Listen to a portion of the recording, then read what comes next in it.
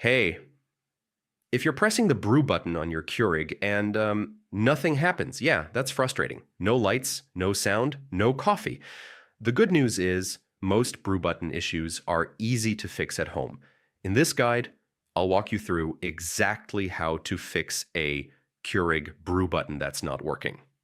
First, make sure the machine is actually getting power, check the outlet, and confirm the display or indicator lights turn on. If it has power but the brew button still doesn't respond, turn the machine off and unplug it from the wall. Leave it unplugged for about 5 minutes. Just let it fully reset. After that, plug it back in and power it on, then try pressing the brew button again. Keurig machines won't brew if the lid isn't fully closed. Lift the handle and check that a pod is seated properly. Or remove it and try without one. Close the handle firmly. If it's even slightly open, the brew button may stay inactive. If the brew button lights up but won't start, check the water reservoir. Make sure it's filled and seated correctly. Remove the tank, wipe the bottom valve area, and place it back firmly.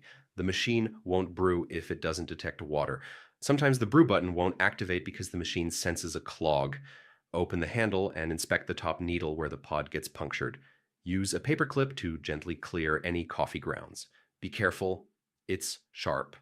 Even a small blockage can stop the brewing process. If your Descal light is on, some models won't brew normally until the Descal cycle is completed.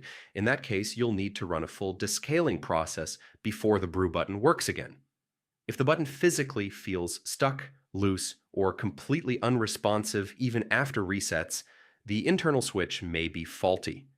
That usually requires repair, and depending on the model, replacement may be more cost-effective. So yeah, most brew button issues are caused by power resets, lid alignment, water detection, or simple clogs. Try these steps carefully, and you'll likely have your coffee brewing again in minutes. Hopefully this saved your morning.